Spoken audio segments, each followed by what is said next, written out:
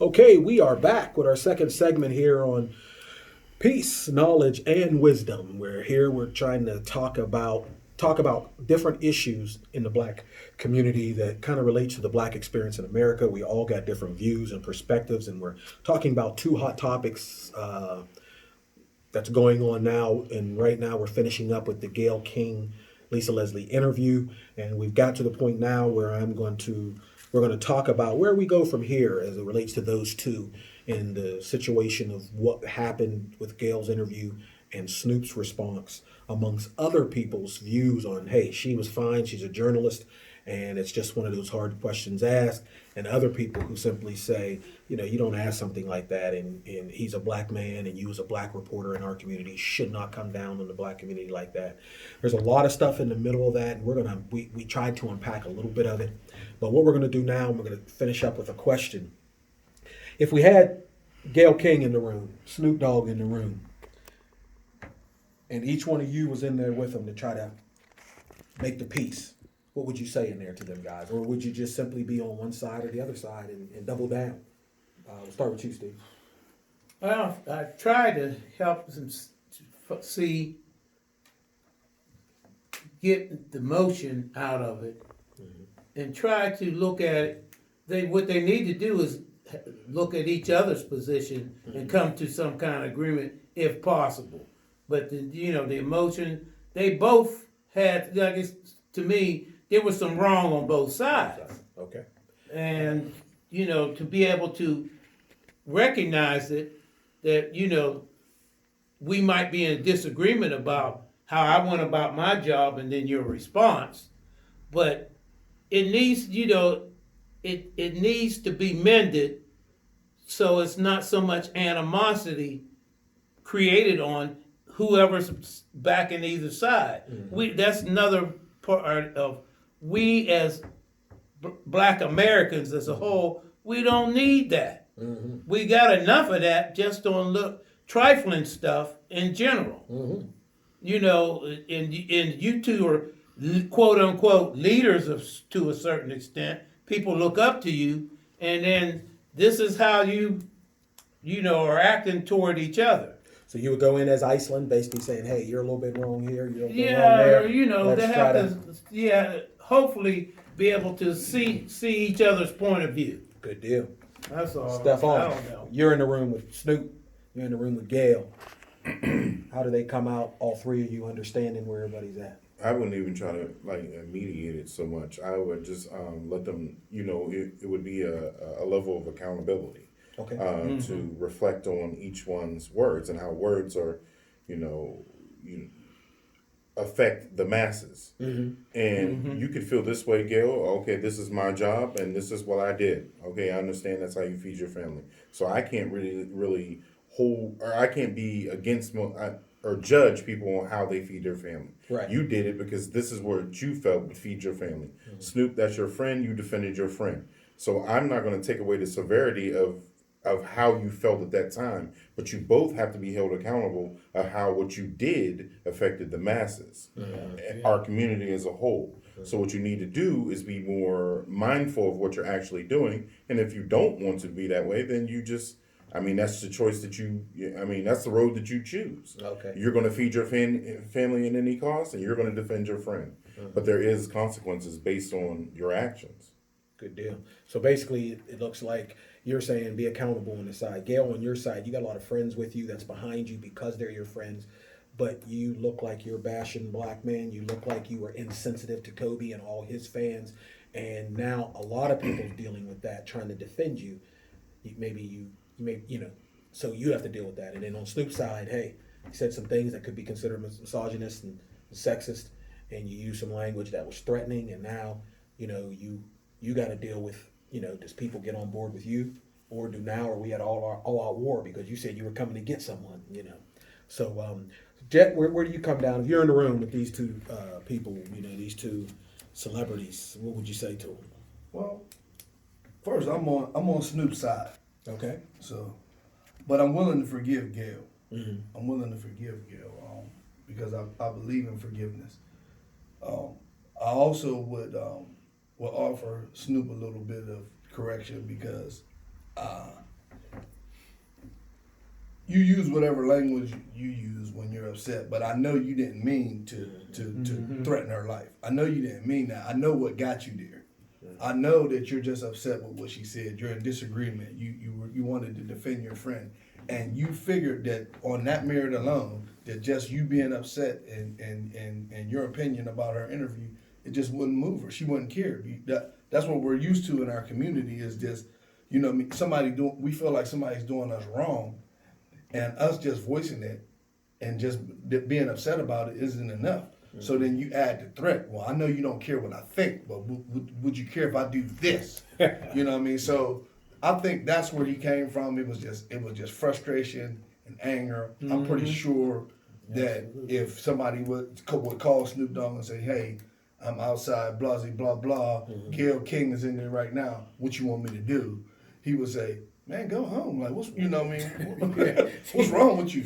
So I'm sure that Snoop didn't really want to threaten Gayle, but so I would, just advise him, tone down from that. I understand you being upset. I understand your aggression. I even understand your disappointment. But let's stay away from that part because we don't really need to do that to each other. And if Gayle was willing to say, I wonder does she feel like she's wrong?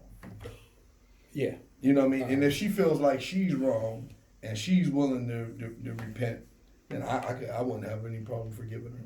Good deal. So at least we know here on peace, knowledge, and wisdom that that's what you need. You need knowledge. You need peace. Everybody seeks peace. Everybody should seek knowledge, and then wisdom will tell you the right way to go. And that's some words that you gave there is pretty wise. But all of you guys is that at the end of the day, like you said, people make a mistake. And it wasn't that kind of mistake that's worthy of what's happened to me. But in any event, we're going to go to something that's a little bit more positive note. We're going to talk a little bit about the black quarterback, the evolution of the black quarterback. And I'm going to read some stats here off of our notes. I gave everybody the same notes. We're going to talk a little bit about some things. We're going to start with, what year did you graduate, Brother Stefan? 99. We're going to start with Brother Steve. And then we're going to go to Brother Jet, and we're going to work our way up to Stefan, who's going to represent the new school. We're just going to talk a little bit about what was the struggles and how we feel now about some things at the time. So in 1968, I don't know if you guys know, but Marlon Briscoe, this is before the merger, the official merger, which was in 68. I saw him play the game. You seen him play the game. Good deal. That's why we're going to start with you. He was the first black quarterback to start a game in the NFL, and it was October 6th, 1968. He had played the last quarter, the game before, came in for somebody that was hurt. That's right. That's right. And the other guy the one before him got a little bit busted up, and when he came in, he did good enough that the coach decided to play for the Broncos. Yeah, that's right. They decided to play him the next game, and he started at quarterback. So that's in '68. It took 6 years for another black quarterback to start a game, and that was in 1974. And guess who that was? The third one down. I don't know if you guys heard of him, but it's Steeler. Yeah, Joe Jefferson. They call him Jefferson Street Joe. Yeah. Joe Gilliam, who has some ties to Steubenville. Yes. But he started for the Steelers the beginning of the '74 season. James Harris came in during the season and ended up starting going the rest of the way. And in 1974, he was the first one to ever start a postseason game. So what I want to start with, let's go from 68. We'll go all the way up. You bring us to Doug Williams. Give me some commentary on the thought in the community that you were around on whether black quarterbacks should get chances. Was it prevalent in our community? Did we talk about that? I saw it from junior high on. Okay. Locally. Okay. Brother named Scott Wise. Okay. When we were at Grant School, he was our quarterback. And we assumed he would be our quarterback, but fate took out. He got injured. Parents didn't want him. He didn't play football anymore. But we always thought, those of us if we sure enough won a state championship, he'd have been our quarterback. What year would that have been? 66. That's the year we were number one for 6 weeks in the state of Ohio from the third game to the ninth game. Right.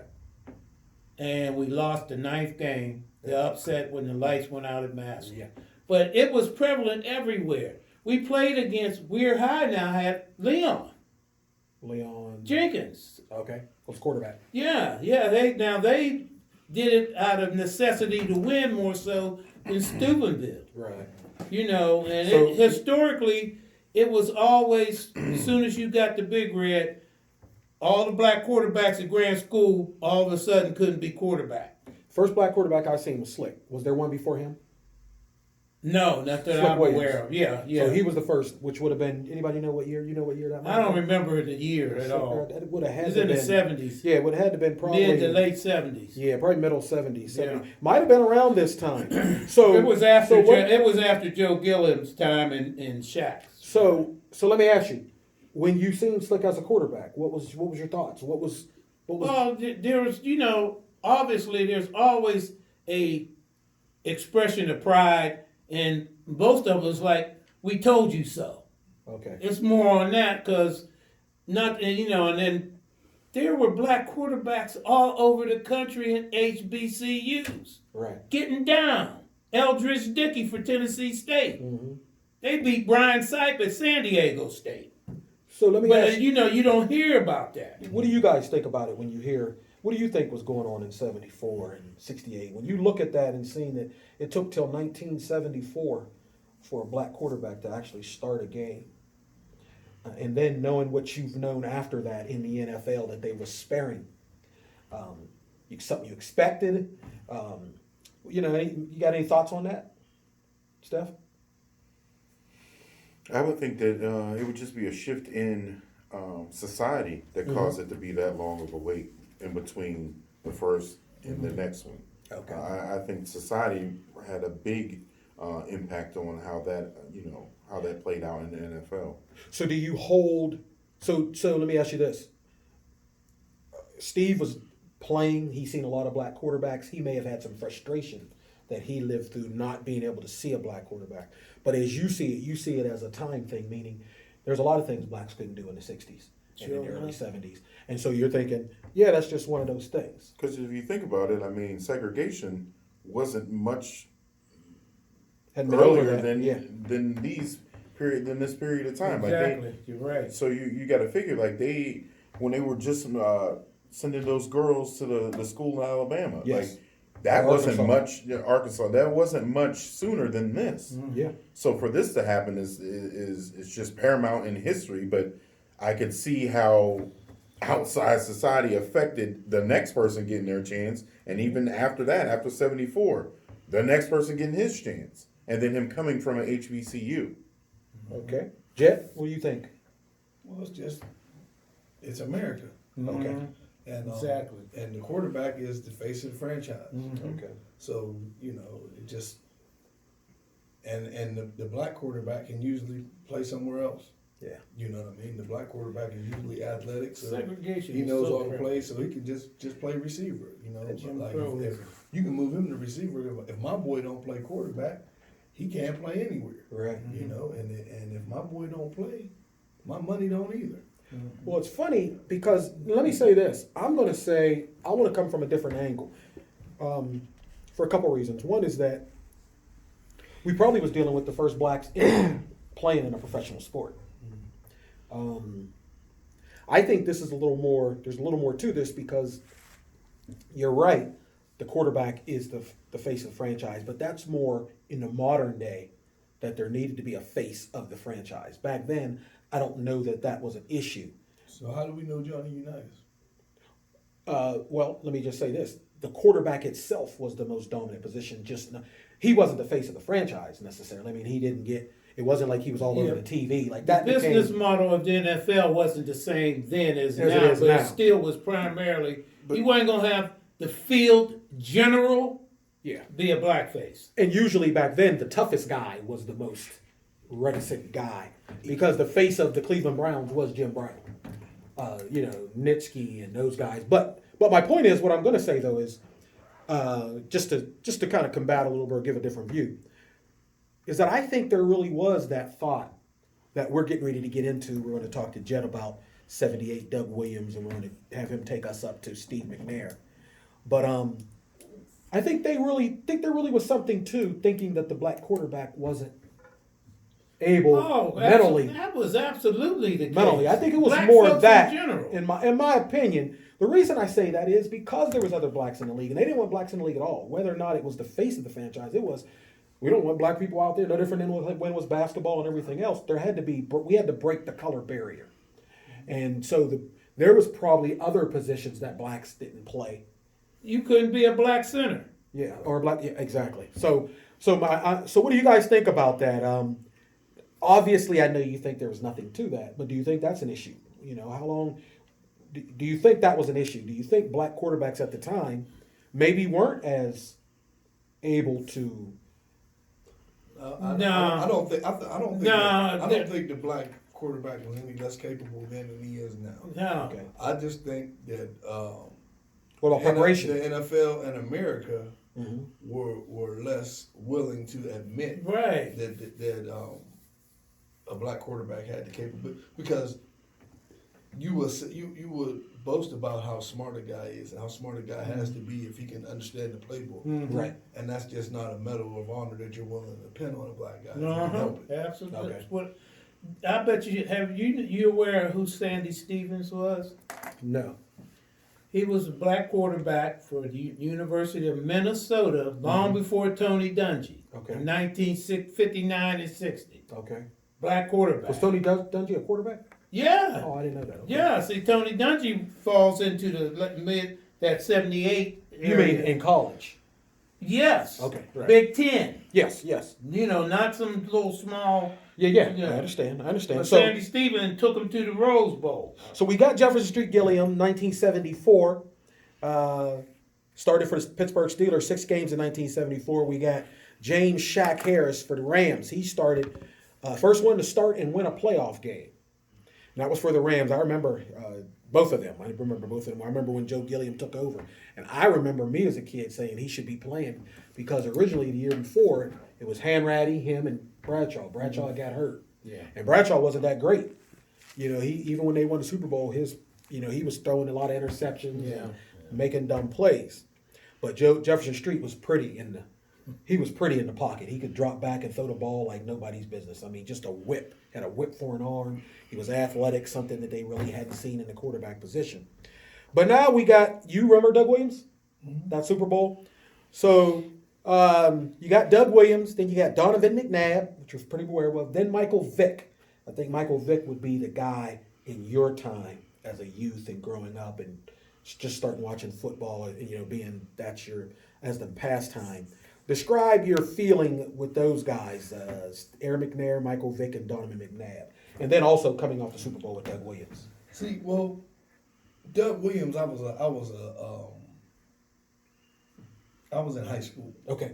And I remember when Doug Williams came into the league, I was a smaller kid, like a grade school kid. But then by the time he won the Super Bowl, I was in high school, and there was a lot of pride and a lot of that.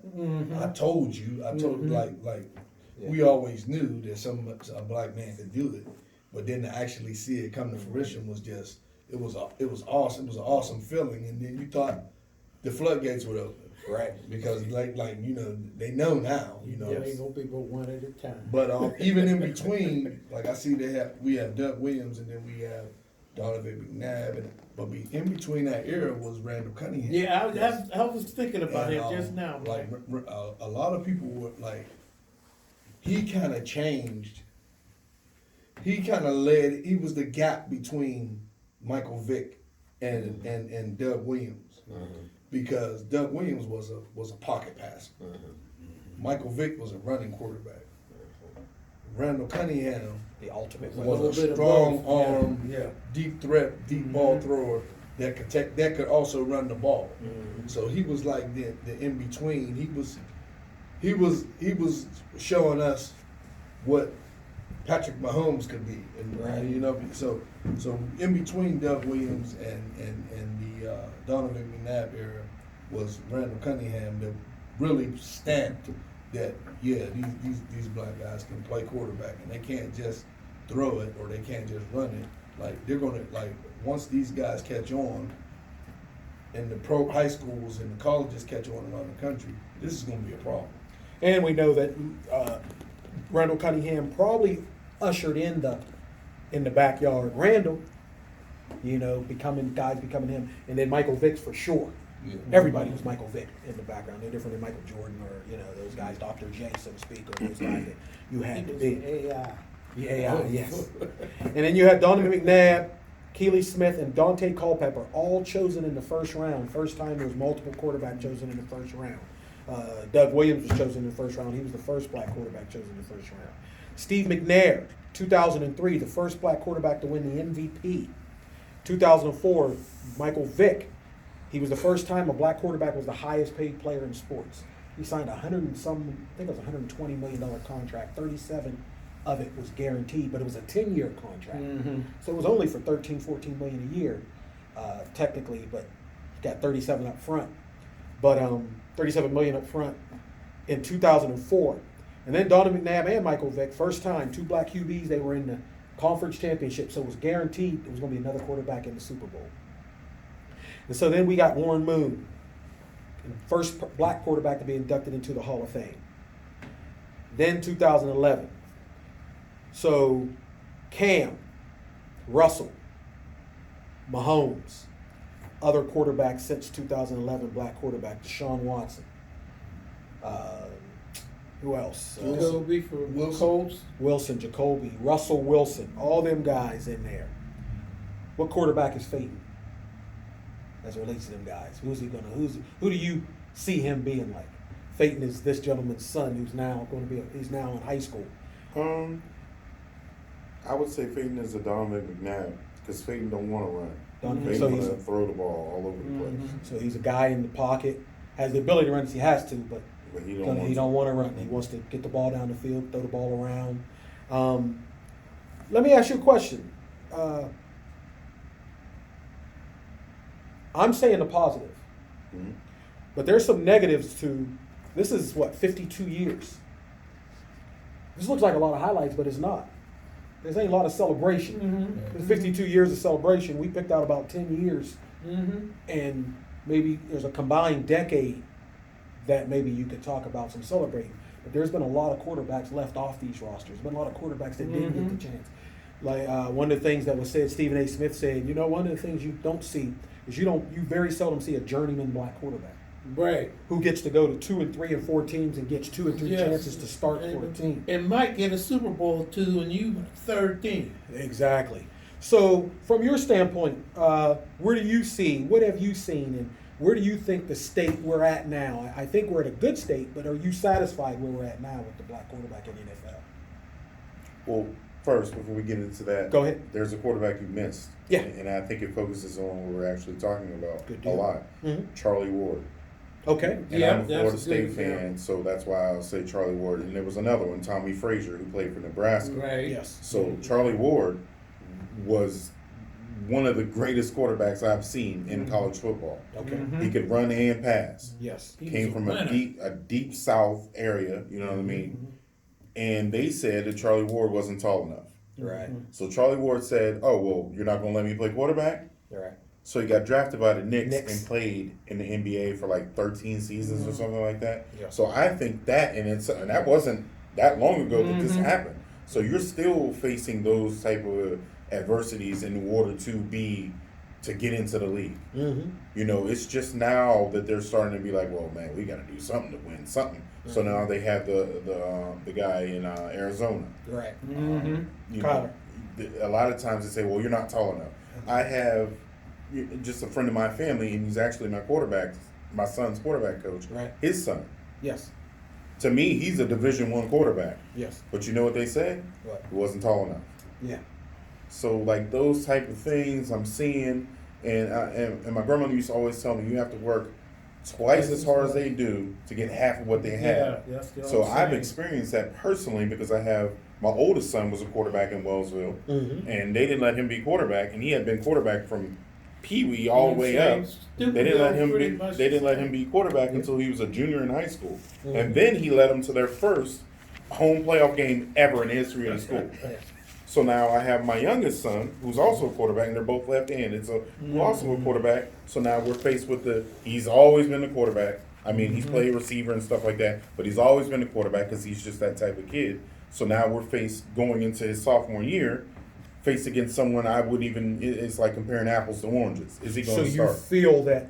So do you feel now? Let me ask you this: when I asked the question, do you think we're in a good state No. now? Do you think we're at a situation? And what I mean is a good state is we talked about a black quarterback being able.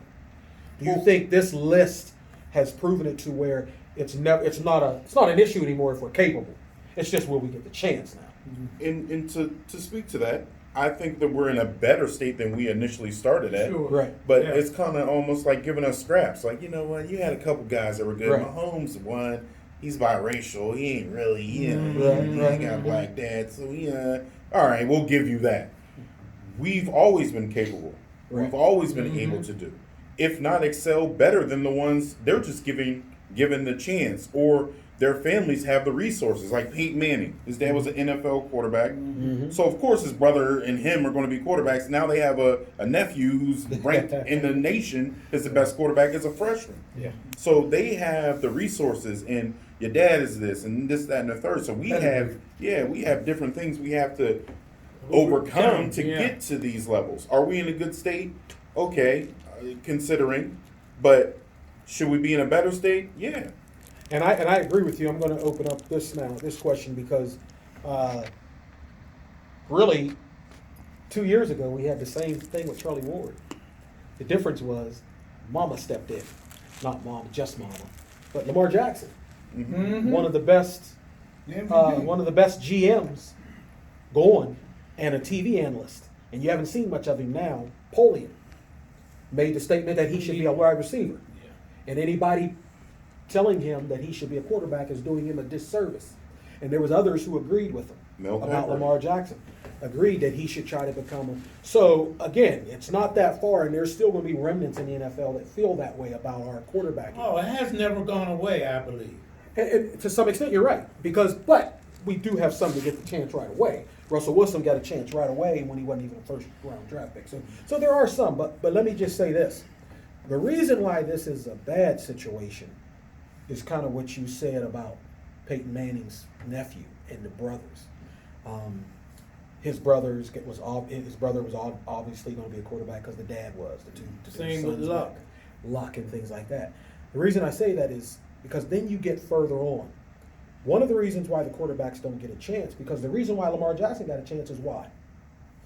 Ozzie and the coach. Ozzie Newsome. They made a commitment that we're going to draft him But and Ozzie develop him with his assets instead of looking at your liabilities. But Ozzie Newsome being what? A black man. As a GM. Right. How many black GMs are there in the NFL? I don't know if I think but it's a like couple. two now. Yeah, I Cleveland think it was just only a hired one. couple. But now. before that, at the time, Lamar Jackson, there was only one. Yeah, So he went all the way to the last pick, so that one could get him. They traded up out of the second round into the first round to pick Heisman him. Trophy winner. Too. But could you imagine if there was 15 black GMs? Mm-hmm. He probably would have never lasted to 32. Yeah, This is because then you have people that don't question black leadership. Exactly right. Exactly right. And their skill set. And so this is the point. We only have 3 black coaches in NFL right now. I think it's Flores, Lynn, and Tomlin. I think those are the only 3 black coaches now. But you know where most black coaches come from? Well, I'm sorry. Most coaches come from? They come Somebody from a else's previous somebody they worked for previously. And the position they had usually is coordinators. Mm-hmm. How many black offensive coordinators are there? One. A lot of black offensive coordinators. Yeah, the enemy. A lot of offensive coordinators are quarterbacks. Mm-hmm. So you have this lineage of quarterbacks coming out of college who then coach, who end up becoming coordinators, who make decisions on the quarterbacks, and they want the quarterback to look like them because they assume that's what a quarterback looks like. And so this gets a little deeper than just this. And so what we hope can happen is this list of quarterbacks can start to become offensive coordinators and then coaches in the NFL or GMs. That's how we get And this. and it doesn't have to. be, and here's one of the problems they do, or they, it's, look, a perfect example like a Paul Brown Mm-hmm. that was coach of the Browns, established the Yes. Bengals, Yes. and I've heard it down through the line, especially with, oh, you didn't play no basketball, what you know? It has nothing to do with whether you had the talent to play the sport. If you have the mind and understand how the game is played, then you can be a coach. Yeah. You know, that's one thing that's not looked at.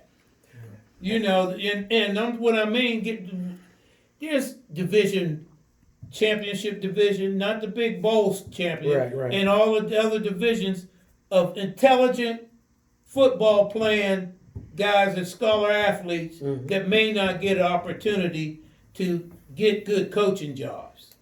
Which leads us to You know, you don't have to be at USC or Ohio State. Jet said a believer in black leadership. Uh-huh. It starts with ownership. Mm-hmm. We need black ownership.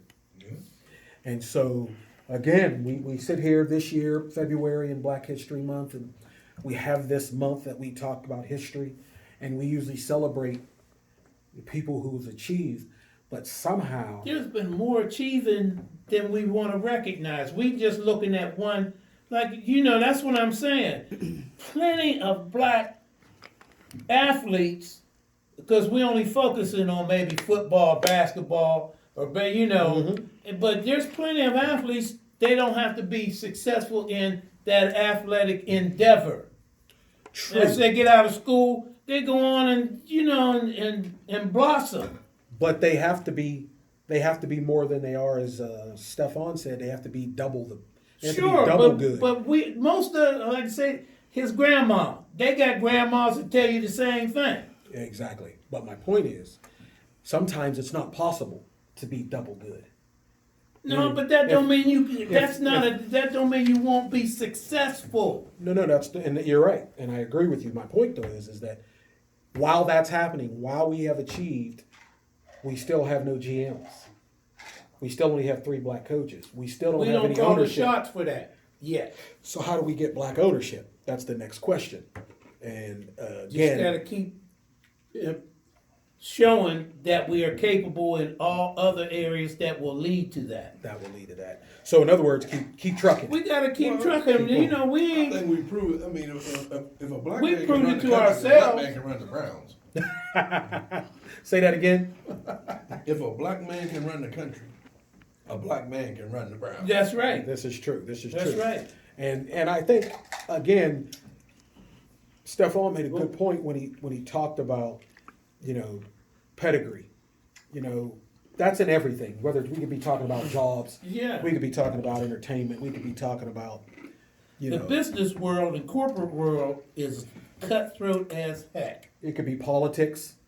You got family members who get into politics. You got a White House now with family members running the country, and they have no clue of what nothing. they're doing. But it doesn't really matter if the person in power says they can Yes, do that. So that's why it's important when you see these things like Michael Jordan having ownership, when you see things like Jay-Z trying to become an owner and possibly strategically trying to get his way in the door now. Puffy had mentioned he wanted to be an owner. You see people like Byron Allen, who now is a Yes. billionaire once or twice over, buying these cable stations. He should be someone that And they wouldn't even meet with him when he was trying. I forget one company. They just Comcast. yeah. They wouldn't even meet with him. He won the decision. Yeah. And he was able to buy those channels. I think he bought 10 channels. well, they took him up. They appealed it though. yeah. He bought 11. Yeah, recently he's bought 11. But it's going to be, the decision will be sometime in June, before June 20th, the Supreme Court, because they appealed it to the Supreme Court. And so that'll be another topic for another time. Yeah. I just wanted to put that in there. The black quarterback is now. You've got Deshaun Watson. You've got Dak Prescott. You've got Mahomes. You've got Russell Wilson. The best quarterbacks in the league now are black quarterbacks, and I think All we gotta do is give my boy at Tampa Bay to get straight. yeah, that's true. That's true. Well, we got. I was just making a list of Okay. of the starting caliber black Oh, yeah. quarterbacks in the league. Well, Cam Newton was out this year, but he'll be back. But he'll be back. Yeah. He'll be Yeah. somewhere. Teddy Bridgewater, Yeah. Bridgewater yeah. will be somewhere starting. Brissett, Kobe Brissett. Indianapolis, Kyler Murray, Yeah, Jameis Kyler Winston, Lamar Jackson, Watson, Prescott, Mahomes, Russell Wilson. So we got a third. What is that, That's 12? good. Well, that's I got 10 here. 10 there, okay. That's Wait a minute. for like I'm gonna just say I'm gonna use my history. Just for a person my age, to see where we at now, Right. that's big, man. Well, and I think the point is always, as Steph wanted to say, because I hate to hear it sometimes too. Yes, we have come a long way, but we've got so much more. Oh yeah, Because my Tua point will is help. to be we can claim him. to be happy with that 10. To be happy with that 10, there needs to come a time when we're not happy with 10. We have 15 or 16 or Yeah. 2, but we know it's When because we that's how stop many having there are. and when we stop having to count. Exactly. Because 2 years ago, for a well-respected GM, previous GM, to say that the NFL MVP at the quarterback in 2020, he's the MVP of the NFL. 2 years ago, for somebody to say that he should be a wide receiver, that can't be nothing but some type of bias. Oh, And for that to still be prevalent by someone respected, it tells you everything we need to know. They're on mission. Yes. They know they have to keep as many black quarterbacks out of that position as possible because the league is what 60-something, 70% black as it is now. Exactly. But think about it. Do we really have to go to that level of it, though, of the NFL? Think about the town that we live in currently. Our school system is what, 41% black? Yeah. We have no black coaches. Right, I hear have you. no black I hear you. coaches. Same Steubenville Well, teachers and too. hardly any black teachers. Steubenville has never had Why? a head coach, a black head coach in one of the major sports. Never, Why? never. Well- It's never been forced on them. Because Well- we're a microcosm of America. You know, just But you said the key. He said it's never been forced on them. Therefore, you can speculate why. But if it had been forced, the athletes you could were know getting- why. Yeah, Meaning yeah. there's never been no real push. You Yeah. got to think about it. If it's 41%, the students is, and I think it's 41% the last Yeah. time I was looking at it. Or It's talking over about it. 30%. So if you're looking at that, out of that 41%, probably all 41% participate in some sport. So that means on Fridays, and you've been there, how much money that those particular students are pulling in, because the 50-50 is a crazy amount. So you got to figure what they're getting at the gate. So we're earning capital. So why is it that we can't have someone to represent on a staff? Well, let me say That's this. pressure in the school board. Yes and no. Well, Yes now and no. you going into 20-year battle now. Or a long Because I because never- this conversation is going to go into how you can't be a head coach unless you're a teacher. Yeah, yeah. Yeah. Well, and let me just preface it with, I should have prefaced it with, we've only been here for about Well, 3-4 no, years. what I'm saying is having more black teachers because of the percentage Right. of black students Right. was first. That's an old battle. Yes. You know, That's a whole and, battle. and then hopefully out of that teacher pool, you can find a good coach. But what you've seen is, over the years, we all know we've seen the staff on the Big Rig football team, and we've seen that staff at times have a lot of, or a handful of 10 to 15 to 20-year coaches. They've never been black, and what happens is, but we've had a lot of black coaches attempt to become coaches, Yeah, and usually what happens is they have to work, so they can't be in the meetings that are the real meetings. Yeah, They can come up and they can throw the pads out on and the field, and they treat you like a token. The ones that have been there. Well, you And follow well, because most of them, I'm gonna say 95% of the black coaches that have been on Big Red staff, I don't know about other schools, Right. have been volunteers. that's the point. And if you're a volunteer, Because you're not in the work- school, you know, employed by and you the have school. not and you getting have no checked. real You're power. not Yeah, getting that- the yeah, stipend. You have no real power, and so you can't say what kids should play, whether you're a position coach or not. Somebody else is going to make that call, whether they're the position coach or not. And And because of that, you get frustrated. That's what has happened. And so you stay 1 or 2 Exactly years, what you has know, and happened. you'll have the 1 or 2 that may stay more than 2 or 3 for whatever reason. They're just happy to be there, so to speak. And what happens is that you've got your tokens. Yeah. And so, you know, you always Tillman got Mitchell yours. should have been something more. But than this is the what point. If we don't ever get together, which I guess we can't, and try to force the issue, because the issue don't need to be forced, it should just be presented. You say we can't. Why can't we? Well, we had that talk a little bit about the Gayle King situation. Like, Okay. we can't get together. You talked about capitalism. Well, I think there's capitalism as it relates to being a big red player. Got a lot of past players that happy to be there, and they, you know what I mean. They got so much loyalty that they feel that just. The fan base is taken for granted. As long as they win, they don't care what happens. But think about it in this perspective here, Matt, because I know this is how we met. The Tigers, and Jet was a part of this, the Tigers and now the Broncos is like the farm league for Big Yes, Red. it is. Without that, what do they have? Then they look like Central. Do Well- they win as many games? Well, do they without win that, championships? they win games still. Well, they don't have to worry about going without that unless we make a conscious decision to say, unless we get a fair representation in teachers and coaches and leadership positions on the football team, we're just going to start sending our kids to Weirton. You know, and mass exodus, like, and not just one, because we've had 1 or 2 kids go, but we haven't had 14 kids go. You know what I mean? Like, Enough- we haven't sent, enough we to haven't feel sent the pain. 14, 15, 7th graders to Weir High. You know what I mean? Or Indian Creek. for that matter. Anything short of that, like what the? What you gotta understand is they're willing to suffer a little bit. Uh-huh. You know what I mean? Like they don't care if, like, okay, Travis McIntyre is our best receiver. He's dissatisfied. He's going to Weirton. We'll survive that. You know, we'll survive that. But, like, hold on now. You can't take Travis McIntyre and DeJovi and they like what's wrong? What's going on? Like, And I think what will happen, that is what's going to probably sooner or later happen. Because again, when I say we can't get together, what starts to happen No, it is, ain't. well, let me just say this. What starts to happen is, You get a different set of parents every 4 years. I believe it said in the For one Bible, thing. what is it, in Exodus, I believe, when it said, there was a time when they knew not of Joseph.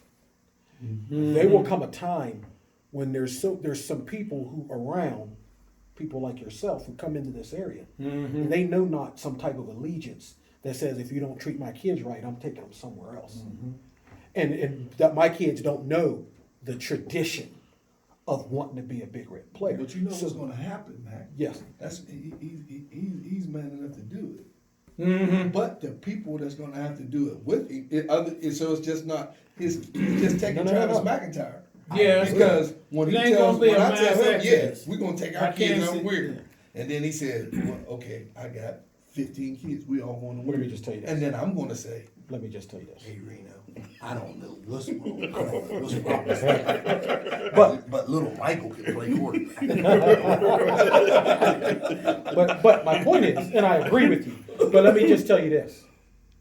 You know, as well as I know, that there was 3 of us during 15 years of the Tigers. There's 3 of us that could have took 7, 8, 10 kids anywhere we wanted to take them. And their parents would have said, okay. Because we were their parents. And so, if there's 3 of us, let's say when 2 or 3 are in agreement, you know, he's with us. So that's all it's going to end up taking, and it will happen. Because I can just see it happening the way things are going for a couple reasons. One is that it's a different conversation for a different time, Yeah. and we're going to close this session off. Yeah, We are going to have that. Well, we will have that conversation at a different time, and Yeah, hopefully you because guys this- want to join that discussion. But it's an interesting discussion, and it's a needed discussion, and it will be good to have it. So I want to thank everyone for coming this evening. It was a great discussion. The Black experience in America is what we have our discussions about, and we have different points of view all the time, and you even have some different points of view. So again, always hit that subscribe button, hit the like button. hit the bell so that you can be notified anytime we upload this. Coming next week, you'll start to see all the videos that we started to put together on the Peace, Knowledge, and Wisdom channel. And always make comments. Always, like I said, subscribe and hit the button because we're going to keep this session going. We have many topics to go through. I want you to enjoy. We've had Billy Jam Zimmerman on.